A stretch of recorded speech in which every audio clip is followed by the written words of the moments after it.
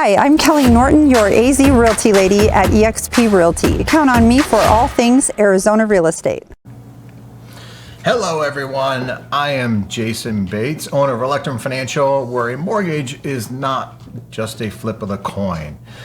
So if you're looking to refinance or purchase a home in the state of Arizona, I certainly would love to be your broker of choice. Please reach out to me. If you're watching this on Roku, you're probably watching it on Prem TV. That's the app on Roku that you can download to watch the show. So I encourage you, if you have a Roku device, to do that. And with that, I am also joined here by, whoop, little production flaw there. Do I? There you go. There you are. Hey guys, I'm Kelley Norton and I'm known as the AZ Realty Lady, and I help people that look to buy or sell here in the Phoenix area. I'm a Valley native and I've been selling real estate since 2001 right here in Phoenix. So feel free, call me or text me. It's the best way to reach me if I can help you with buying or selling a home in the area. Nice work. So, as you can tell, this is a self-produced kind of video podcast or whatever. Not the most professional, I guess, but we try to make it as professional as we can. And we hope to bring you all the information that you need to make an informed decision when purchasing real estate here in the state of Arizona. And also sprinkle in some lifestyle things here in Arizona for all the people that are out of state, or maybe even people here in state that maybe aren't aware of some of the things that this great state has to offer. So with that, let's jump right into the first story, shall we? We shall. Oh, but you know what? Before we do that, I want to just let's touch base on something that you saw on your TV real quick, right? It kind of is last week's show, a little bit of a carryover, I guess, for that. And so let me bring that up here, and hopefully we'll be able to talk. Again, this self-produced show. All right, so let me make sure your mic's on here. This is basically a picture I took of the TV. Can they hear me? Yes, Jayson? Everybody can hear you. We're all good. Okay, perfect. Yeah. So a lot of times on television, you're going to have all of these advertises and promises, whether it be a real estate firm. You see a lot of that if you're in the Phoenix area. You see, 2 or 3 main advertisers on TV and for real estate companies, and promises of how quickly they can sell your home or get you more. And then you have also mortgage lenders, bankers, brokers, whatever you want to call it, that also have these different promises. So I encourage you to pause your TV and read Fine Line. Now, you'll notice a lot of the real estate brokerages actually don't have the disclosure. They're supposed to find all advertising. And at least here, this mortgage company did do that, but you want to be certain to read it. Jayson and I felt that this was a little bit unclear, right, Jayson? It says here that refinancing may cause finance charges to be higher over the life of the loan. So basically what they're saying is, I think this commercial was like, lock your rate for 90 days. And but you can refinance, but if you refinance, your financing charges will be higher. So for me, I took that as, if you opt to do the refinance later, then the program they're going to put you in is going to have higher finance charges. Jayson took that differently. So to me, that's not a clear and defined advertisement disclosure, because it's confusing. It is confusing. And the thing that we're going to start seeing more of is we're going to see mortgage companies, brokers, loan officers, like I mentioned last week at a continuing education class for realtors, one loan officer stood up and said, hey, 2-1 buy down and wrap mortgages, we can get more of your buyers qualified. And you got to read the fine print on these deals. You got to be very, very careful as a home buyer or homeowner when looking to refinance. Don't be attracted just to the shiny object that is the rate, but look at the cost over time, and does it really pencil out for your needs? If it does, fine, great. And that's what this is how I took that disclosure. Refinancing may cause financing charges to be higher over the life of the loan. Kind of a warning. Hey, you're refinancing, may be higher. So I can see the confusion on this. So I guess the moral of the story, buyer beware. Yes. Right? Get with people you Fast. trust. Yeah. Not fast talkers on TV. Right. Okay, so let's dive into the first headline here. And I'm sorry I'm not playing the transitions, but we can all deal with it. All right. So the first headline here. The first one. This is the first one. Good. Production value is really hitting the mark today. It shows we're real people, right? Yeah, sometimes we're real these people. things don't work out exactly as planned. You just got to roll with it, make the best of it. Yeah, the entertainment value is off the charts. Man, wow. Okay, so. At least we're not having wardrobe malfunctions, right? Yeah, no wardrobe malfunctions. Okay, so NIMBY. What the heck is a NIMBY, right? NIMBYism. Right. You can put an ism behind it. We used to have a joke by that while calling into work. I got ism, colorism. I'm sick. I can't make it in today. The isms. Okay. Sorry. Bad joke. NIMBYism is no way to address Arizona's housing crisis. Holy cow. That's a headline if I ever heard one. Okay. So wanted to outline some of the paragraphs here. This article is brought to us by the Phoenix Business Journal. Thank you. There is a housing affordability, I don't say crisis, but maybe it is a crisis. We're all aware with interest rates going up, inflation going up, everybody's got a lot of pressure. Rents going up quite a bit. And so developers are trying to fill this, but they're having some difficulty getting affordable housing, right? Yeah. And so they're looking at alternatives. So you see a lot of apartments or maybe townhomes or these sort of things popping up, and they want to put these townhomes and things any and everywhere they can, especially with costs going up, labor going up, that sort of thing. They want to put it in more affluent areas because they can charge a higher premium or dollar amount for them. But the people that live in those places don't necessarily want that in their backyard. Right. And also they can charge more for them. And if they're doing multi-housing, they're able to build more units on the same amount of land. Right. So certainly benefits them, right? Right. Exactly. So NIMBY, not in my backyard. That's the acronym for not my backyard. And there are some groups that are fighting this with builders. They don't want it in their backyard, even homeowners. And I can understand that. As a homeowner myself, I wouldn't want Section 8 housing as much as I want everybody to have a home. I wouldn't want that in my backyard because that devalues my property that I've worked so hard for. And that's the tug of war that we're facing. Right. And we see this, when we're showing homes, just to kind of give people that real life experience as a real estate agent. When I'm out showing homes and we see a house that, backs to a park or backs to a golf course or just backs to another regular single family home, that's much more desirable than when we're showing a home that has maybe a duplex or an apartment complex behind. A lot of times the buyers that you're showing the home to, they see that apartment complex as a negative. Mm-hmm. They feel, whether it's multi-housing or an apartment complex, a lot of times those are, multi-level units. They can look into the backyard. People lose their privacy. There's noise. And so a lot of times that really will keep people from making that offer. So when a home sits on the market longer, not getting an offer, what usually happens? They have to reduce the price. So that's what we're talking about with kind of devaluing your property. A lot of people don't want to purchase those properties. And when people hear that one's being built behind them, a lot of times you see the house go on the market. Exactly. Now, this is an opinion piece from the Phoenix Business Journal. It's important to note these aren't necessarily facts. This is an opinion piece that they wrote here. But I thought it was important for us to talk about because when you buy a house, especially at these elevated prices, it's not cheap. it's a big investment, and you don't want that investment to be ruined or devalued for any reason. So this opinion goes on to say that, hey, look, places like Scottsdale, Gilbert, terribly short of housing opportunities.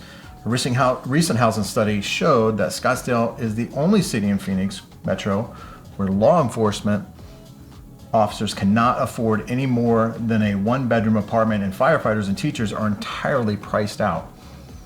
And then it puts in this little dig in here. When this affordability fact was pointed out to a recent Scottsdale mayoral candidate, that person said that those people should just move to Mesa where housing is more affordable. Ouch. Ouch. Yeah. I don't know if that's the proper thing to do when you're running for mayor, but at some point, I guess. Exactly. No, I mean, that's kind of a shallow answer, right? I mean, Yeah. It is an expensive area. Unfortunately, I think if you build multi-family and housing there, I mean, there were condos, there were townhomes, and there's some of those go for, $800,000. So Scottsdale is such a desirable area to live that my fear is that even if they try and build more affordable housing there, it's just going to attract more of the, the part-time snowbirds and more people who have been wanting to live in that area. I don't necessarily know that it's going to solve the problem of finding housing for those police officers and for the teachers and, people that don't have that. And I think firefighters might be in that same bracket too, so I don't know 100%. necessarily that it will solve it. I think it's just going to give more housing and get bid right back up because it is such a desirable area to live. So, Well, Phoenix I don't had the have a same solution issue. to it, but- If Phoenix had the same issue. If you're a Phoenix police officer, you had to live within the city of Phoenix. But that has since changed. They've allowed you to move out to Buckeye or other places and open that up. So it's not just Scottsdale or Gilbert here that's under that kind of fire. And this is all part of growth, right? When the city's growing at the pace at which Phoenix has been growing over the past 10 years, 20 years even, you're going to run into these problems. I don't know that there's an easy solution for any of this. Yep, I agree. Yeah. This next thing, it's so if we look at ourselves and we're kind of we're behind the ball, I guess, or behind California. What California does could transpire to Arizona in 10, 15 years, or even sooner in some cases. So when we look at what is California doing to handle its affordability, that may be a precursor to maybe what happened here in Arizona.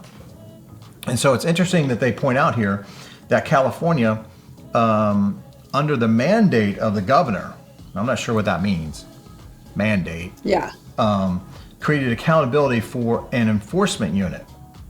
So they created a whole separate task force for this very issue to monitor whether or not local municipalities are approving new housing, and if not, the city could approving new housing, and if not, the city could be hit with escalating fines. Which now they're going to hit the city for fines, and then the city's going to tax its citizens more to cover those fines, right? It sounds like a committee just to possibly help collect more taxes and more fines and more money.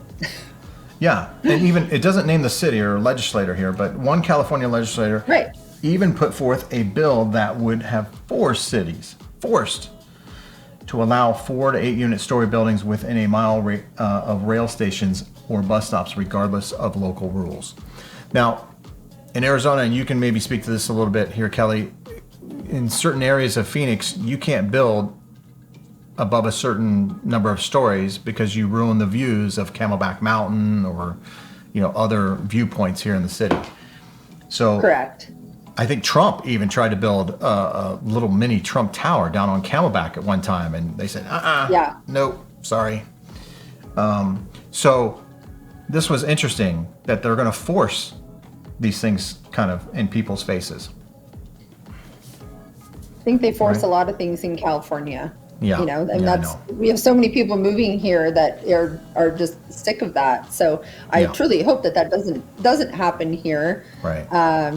But yeah, I mean, real estate's an investment, right? So Yeah, a totally. lot of times when you're purchasing things, you are looking for a view. You are looking to kind of work your way up to an area that you kind of had as your goal.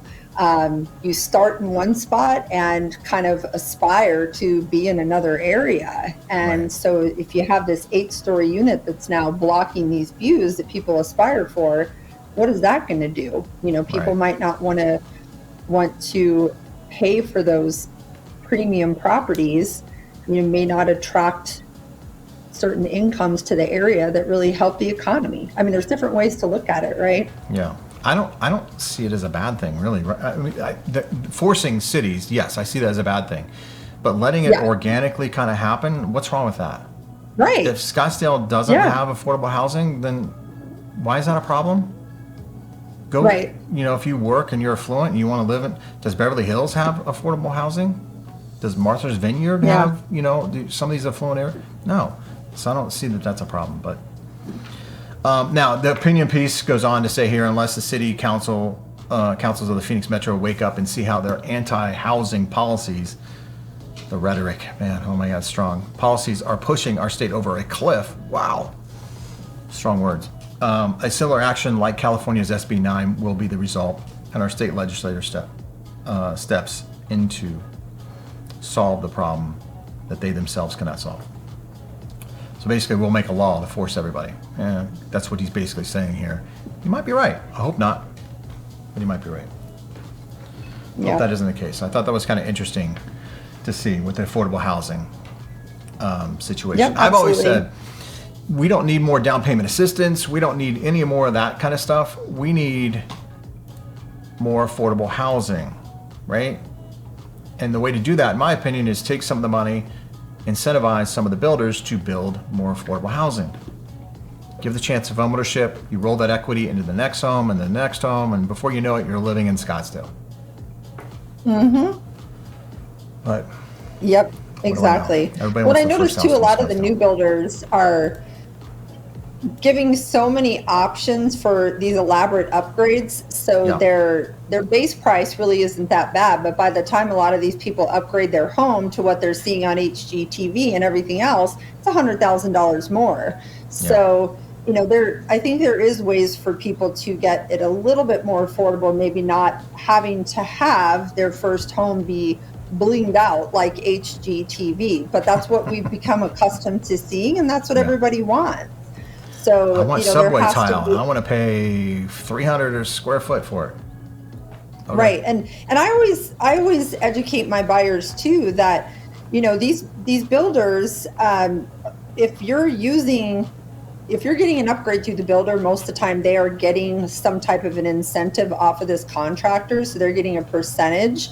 So if you're paying $20,000 for your tile, you know, they might be getting 20% of that back Right. as an incentive for them using, you know, all of their people are going to that one contractor. So if there's something that you can do after the fact and just kind of save up money, earn your money, save it up and do things after, then do them after, because Yeah. then hopefully it'll be more affordable for you and you're not just putting more money in the builder's pocket. Yeah, exactly. Good advice. You don't need to go in with all the bling. Work your way up to it. It sure looks nice, but Yeah. Plus, they're kind of trendy, right? I mean, some here today, gone tomorrow, right? right. On some of the Very, stuff. very true. Okay, so the next thing I want to bring up here, we'll touch on it real quick, but I think this is on a lot of people's minds, and that is prices. Are we going to hit a home crash? What's happening in the real estate market? What's going on, right? Yes. So I want to touch base on this because I think this is a good one to talk to people about. So the headline here, Western U.S. continues to lead in home price, and then comma value, and I know it's cut off there, but it says declines. Value declines. So it's saying the Western United States is leading, but leading in prices declining. So I get this all the time. I feel like there's a lot of people on the fence, you know, that are renting. I don't want to buy right now because rates are high and I feel prices are going to come down. I know a few people that I've dealt with over the past 6 months have backed out of contracts and fear that they're going to pick it up at a cheaper price in a relatively short period of time, which back 6 months ago, rates were much better. And if you're looking at payment, even if the prices do drop by 10%, you're still paying the same amount. So Yep. it's kind of a double-edged sword a little bit, depending on how you're looking at it. Now, this thing kind of, I think this article does go into some positive things here too that I want to touch base on too. So I'd like to get your perspective on it too, Kelley. Sure. West Coast markets feeling the brunt of price and value drops through high growth housing markets during the COVID-19 pandemic. Think Boise, Idaho, and Phoenix are cooling rapidly too. And I think that number is skewed a little bit.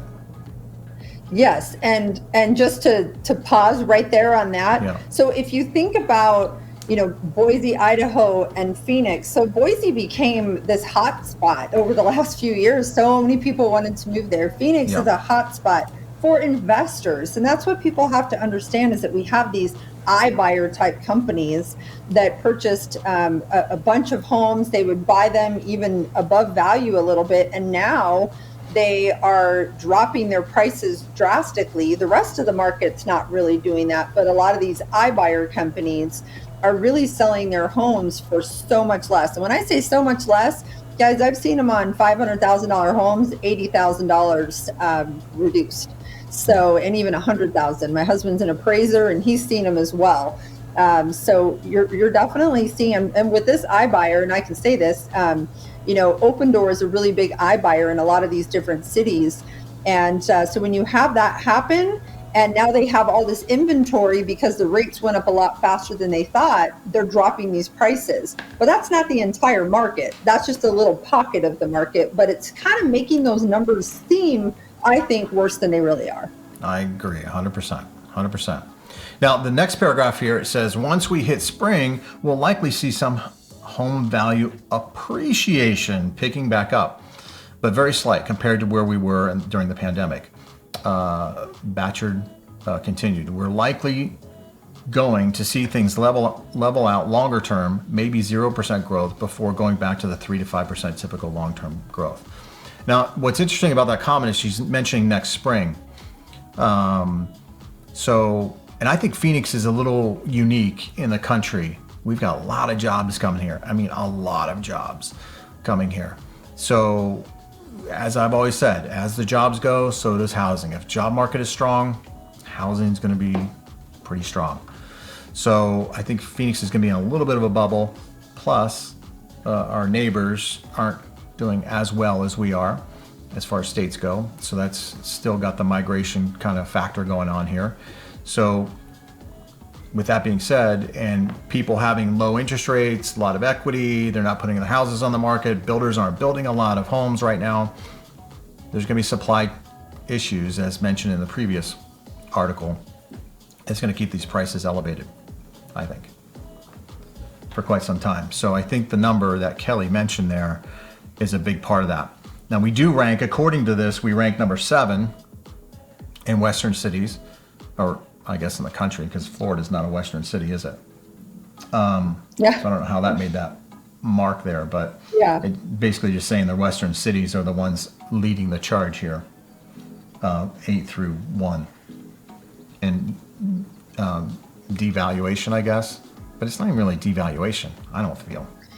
No, and I'm still seeing things selling, right? I mean, the average days on market is hovering around 30 days, which is actually a normal, better, way better than normal average days on market. So, I mean, we're not really seeing things as bad as what you see the media talking about. We're seeing an adjustment, a correction, absolutely.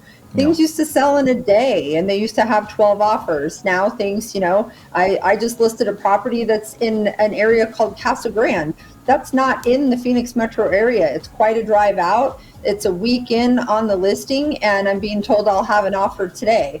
That is a sign to me that we're still pretty good. This is about a $500,000 home. Yeah. And, there's even $600,000 listings and $800,000 listings. They're still getting showings, still getting offers. The higher you get, it does slow just a tad more, but that is normal. Yeah, In a normal market, when you get closer to luxury, which luxury now is 1.5 to 2 million versus it used to be 1 million, right? So, when you get closer to that luxury price point, things do naturally slow down. There's not as many people in that affordability range. So you kind of have to look at things with perspective. Absolutely. Now, what was interesting about this next paragraph, and keep it brief, was that people tend to stay in their homes 13 years. That's up. Because I think in the mid 2000s, people stayed in their homes maybe 3 years. So, it was 3 to 5. Yeah, 3 to 5. So 13 years now, according to the National Association of Realtors, that's probably an indication of low rates. They don't want to give them up. Right? Affordability for first-time home buyers to enter the housing market remain the biggest challenge, which is why I said builders should be incentivized to build more affordable homes, especially with higher mortgage rates, with inventory likely to remain hamstrung from the foreclosure for the foreseeable future. It's expected the U.S. housing market will be inventory starved for the foreseeable future, and I tend to agree with that statement. And for those reasons, I don't think we're going to be in a crash necessarily, but we got to let these numbers kind of play themselves out, right? All these iBuyers, all these other kind of, hocus pocus kind of mortgage companies and real estate companies that are out there trying to take an old thing and promising all of these, all of this stuff. And there's some commercials out there, guys, that you'll see that say, they still say, and it's a testimonial, right? And people are on there saying, oh, my home was sold in, so many hours or just a couple days. Right. And when was that recorded, right? So again, buyer beware. I really think that a lot of these niche type brokerages and these niche type mortgage programs and the iBuyer phase and all of that, I think is going to start to kind of go away and go back to more of a normal market. I agree 100%. And we need to get rid of some of this fluff, I guess, that's out there. We do need to get rid of it. Okay, so with that, we're going to wrap it up. We've taken enough of your time today. We really appreciate you spending time with us. Please share with your friends and family. We'd appreciate that support. Reach out to us. We don't bite. We'd love to talk to you. We love talking to a lot of people. We're kind of in the talking business, so we'd love to hear from you. And if you're watching us on YouTube or whatever, write comments, whatever. We'd love to chat with you. Yeah, and I think you, towards the end of this, you have my YouTube, because some people might be watching this on my YouTube, but if they're watching this on Roku, then definitely you can check out my YouTube. It's Living in Phoenix, but also if you look up AZ Realty Lady, and I'm Kelley Norton with an EY, so just remember that if you are trying to Google or look me up. All right. With that, everyone, have a great day, a great week, and we will see you next week. Take care. Take care.